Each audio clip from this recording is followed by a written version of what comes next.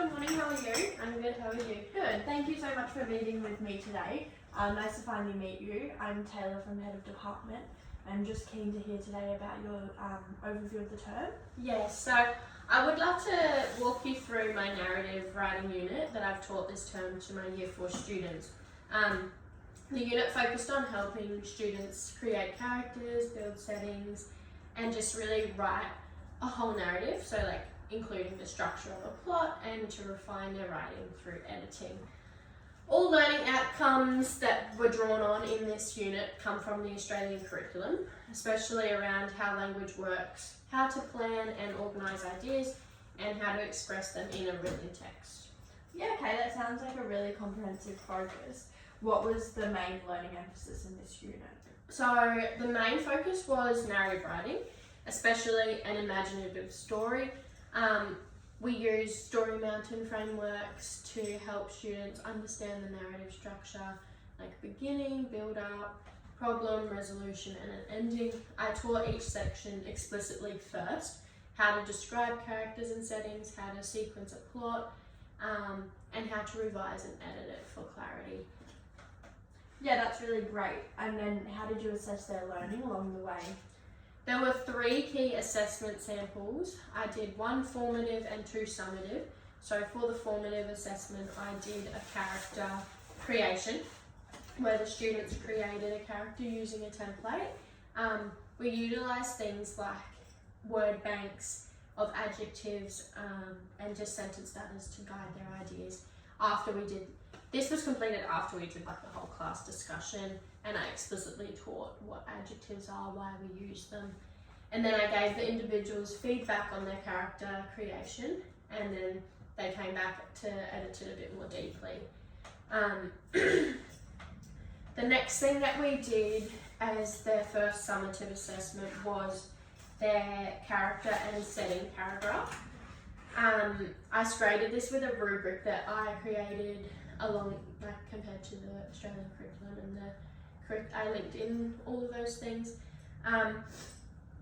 I did score it out of 20. The task really focused on descriptive writing and the vocabulary that they choose to use. We assessed clarity, the variety of sentence structures that they implemented, and how well they used sensory language. And then we used our setting and character development to then move into our final summative assessment, which was their final narrative. This was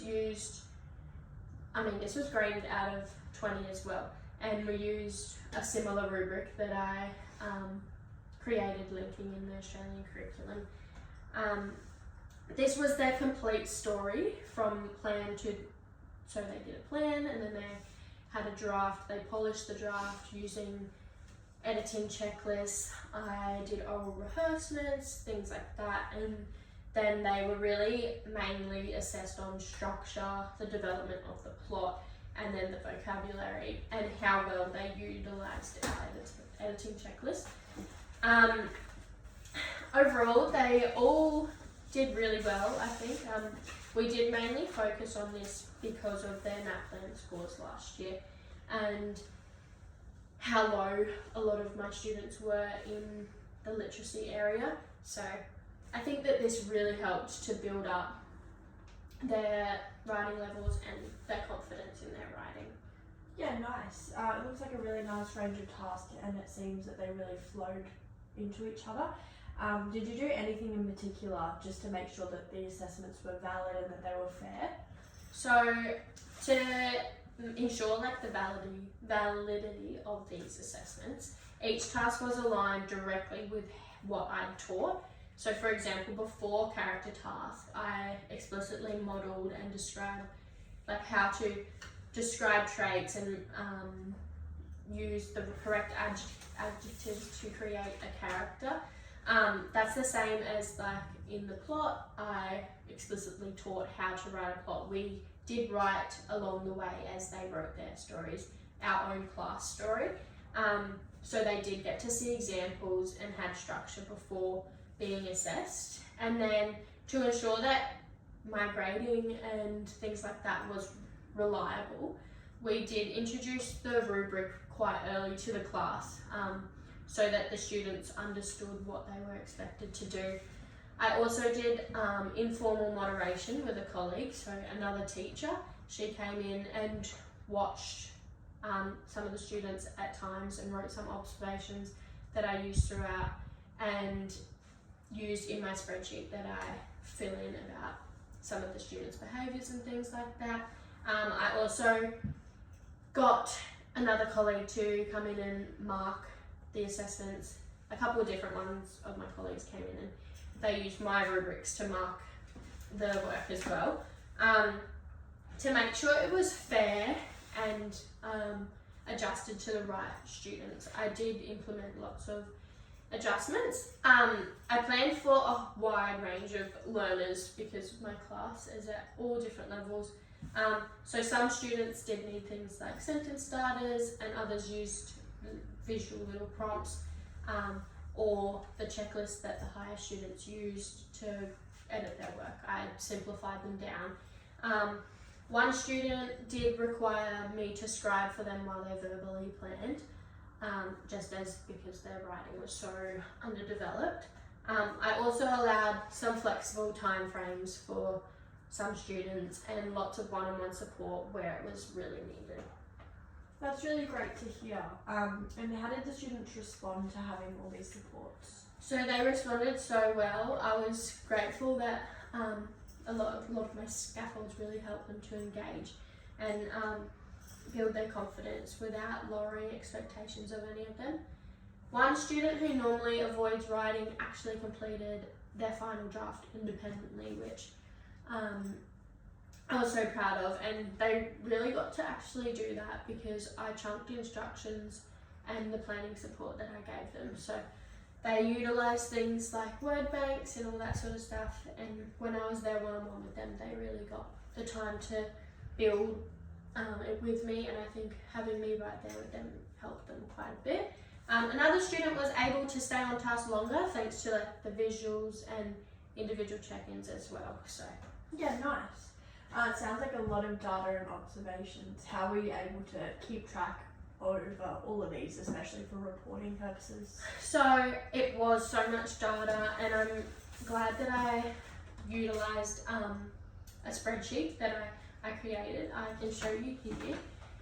And so we go through, like, the spreadsheet has assessment scores, planning, and any notes, rehearsal, observations. So when I worked one-on-one with them, I'd write down how well they rehearsed it.